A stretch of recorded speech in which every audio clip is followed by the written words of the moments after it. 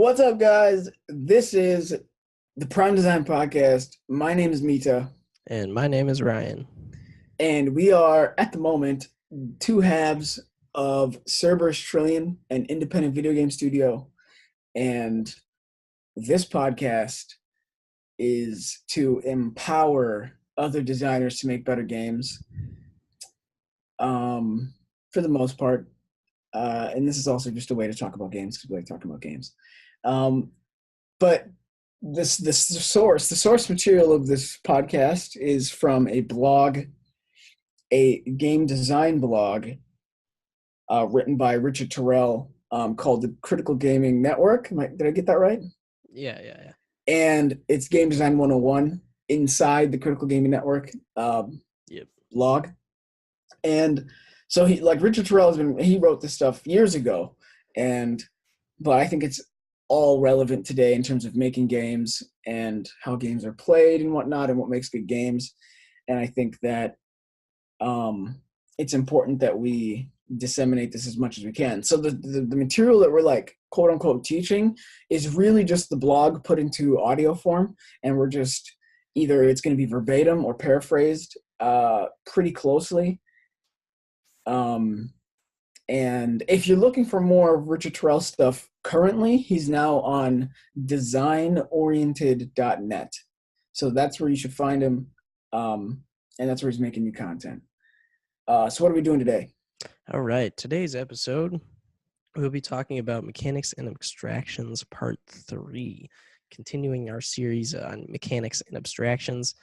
Let's get right into it. So, you guys have heard over and over from us that concrete mechanics are generally better than abstract mechanics because concrete mechanics will encourage self-expression within the game, whereas abstract mechanics will kind of reduce everything down to trial and error just to get the highest scores or, satisfy different strange things that don't make any sense.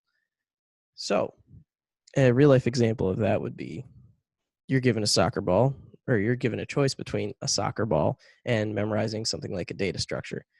People will generally choose the soccer ball because the soccer ball has nearly infinite experiences associated with it. You can pretty much go and do whatever you want with it, whether that be juggling it, playing soccer with your friends. It's always going to be a new and fun experience, and it's never going to go the same way twice. Whereas memorizing something, it's straightforward. There's only one way to do it.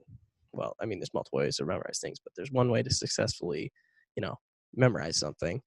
And it's just not as fun.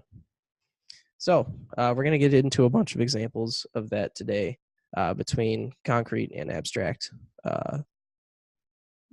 mechanics within games. All right. So the first one is Ninja Gaiden Sigma versus Devil May Cry 4.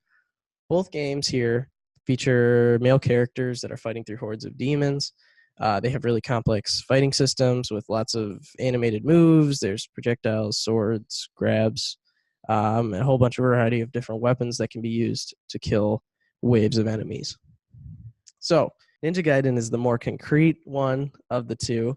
It's based around efficiency within killing your enemies. Basically, you either die or you successfully kill everyone and you succeed. So when you're playing, if you're just based on killing your foes, you end up getting into more creative, different tactics to see if you can become more successful in the game, to easier kill, your different enemies. Another thing in Ninja Gaiden that is more concrete is that you can interact with the environment. So you can jump off walls, you can kick off walls, and then you can do really big moves that'll move you around the space much more than you would see in Devil May Cry. So, getting into Devil May Cry, this is sort of the opposite from Ninja Gaiden. It doesn't have just a survive versus die system where you either kill all your enemies and win or you lose. It relies more on a combo system where the player has to mix up their different combat in more creative and different ways, so you can earn style points. So you can use the efficient moves that are present, like you would in Ninja Gaiden, but you're not going to earn as many points. So in the end of the day, you're going to end up doing different weird things in order to earn the most points, and it's going to take you out of the immersion of the game. Okay, so if you're not used to playing fighting games like those that we just discussed, another set of examples that can be used are Mario Kart Wii versus Excite Truck. Now, I've never played Excite Truck, but I have played Mario Kart, and I feel like a lot of people played Mario Kart. The way these two games are similar is that they're both racing games. They both have hills. You can perform tricks in both of them. Both games encourage you to crash into other racers to gain advantages. In both games, you can drift. And in both games, you use the Wii remote to control the steering. Now, the differences come down to the level of importance that the game puts on winning, what it means to win. So in Mario Kart, there's concrete mechanics built into the vehicles, the items, whether that's bananas, turtle shells, the track, the off-road terrain. All these things add high levels of variation for players to react to things on the fly. Now, everything that is dangerous to the player is on the track. And at the end of the day, the most important thing about the game is still all that stuff culminates into who wins the race, who makes it across the finish line. That is the bottom line. Regardless of if you've used an item at all during the entire race or if you've crashed into anyone, as long as you win, it doesn't matter. That's the difference between Mario Kart and Excite Truck. And Excite Truck, they do the same types of things. There's tricks and speed boosts and crashing into other players, but those things are factored into an abstract point system. So by doing those things, you get more points. And then by like taking crazy jumps or doing tricks or avoiding trees or other things, you earn more points and more stars.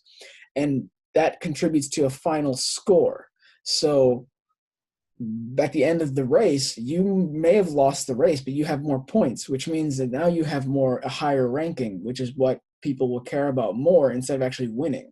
And so what that means is it just turns the game into this vehicular style arcade game. And it's not really a racing game. Yes, you still race, you still try and win the race, but that is not the most important thing. All right. So our next example is some of the best first-person shooters ever made, Halo 3 and Call of Duty 4. So both of these first-person shooters share a lot in common. Shooting, crouching, spawning, sniping, melee, grenades, teams. They have a huge amount in common. The difference is Halo uses more concrete game mechanics. This makes combat much more intuitive compared to something like Call of Duty. So in Halo, you have vehicles, and these vehicles behave like vehicles. So you can run people over with them and, do various vehicle-related things. Another thing is explosives.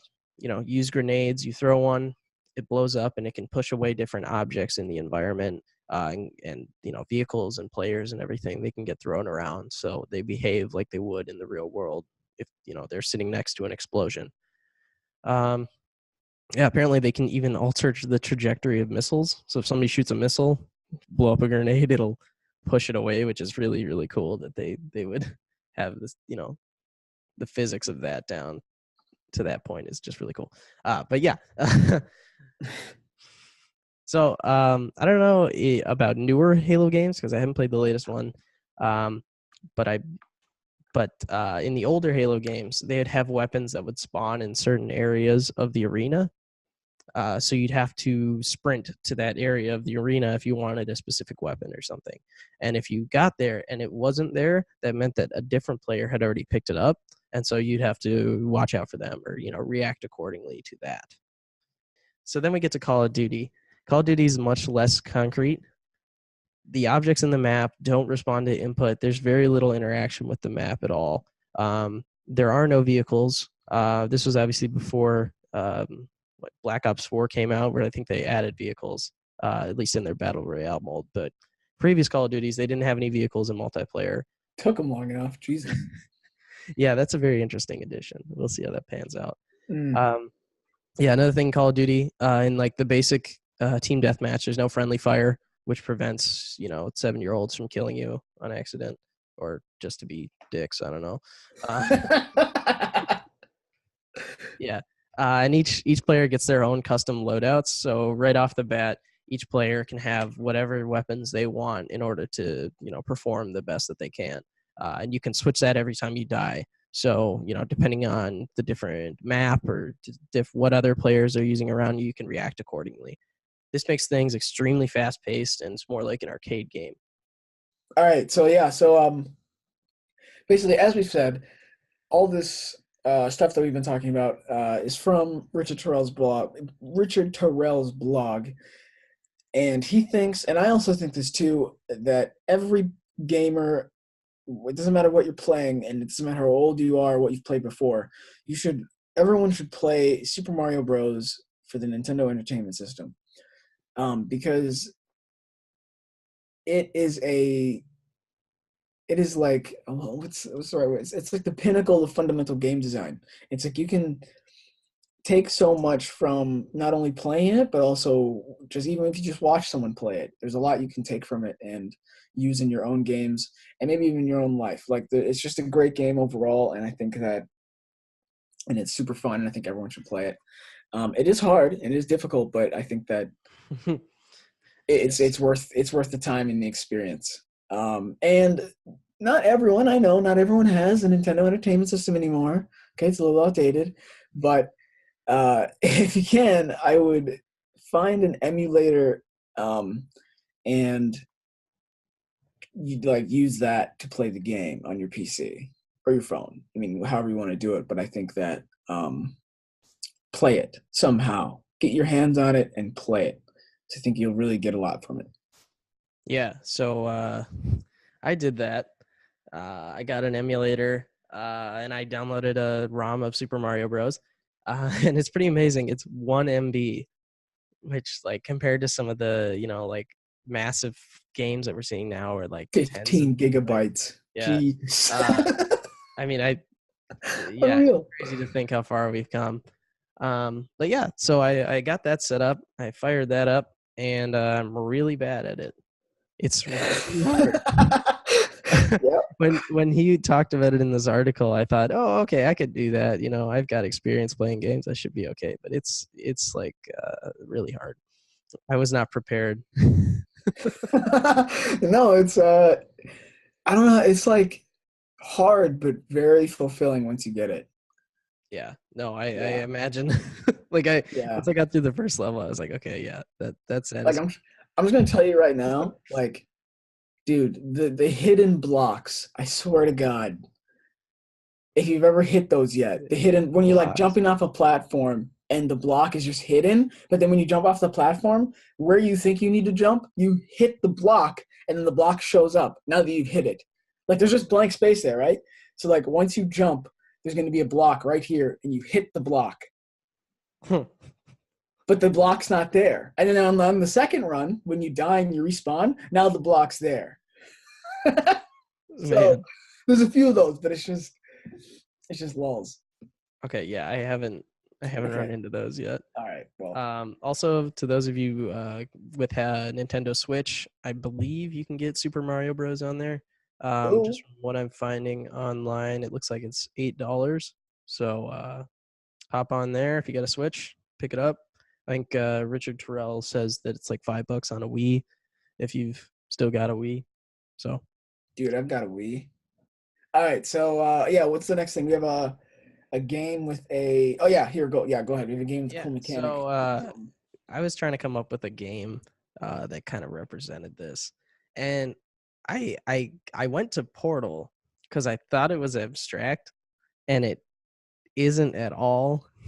It's actually really intuitive, and so I was just trying to process this whole concrete versus abstract thing. And so with the help of Mita, I think I figured it out. So Portal is not abstract at all. It's really intuitive. And so, I mean, there's the one mechanic, which is the portal gun. So, you shoot one portal, you shoot a blue portal, you shoot an orange portal, and then you can walk in one and come out the other. And that's pretty much the only abstract thing in the game, because that obviously doesn't exist in our world. But the rest of the game is basically just like a physics simulation. So, you shoot a portal, on the ground and you're standing up somewhere high, you jump into that portal and you shoot out, a different portal, and you can use that to get to different places within the game or jump over different obstacles, things like that. Yeah, so it's just really intuitive. It's how you would expect that to work in the real world. And I think that was kind of hard to wrap my head around, like the difference between the abstract versus the concrete. So yeah, that is a concrete mechanic using real world physics to navigate through different puzzles. Yeah, again, there's also the portions of it where you can like pick up objects and throw them around and do different things, and they all behave the same way. So that'd be another concrete, mechanic. Yeah.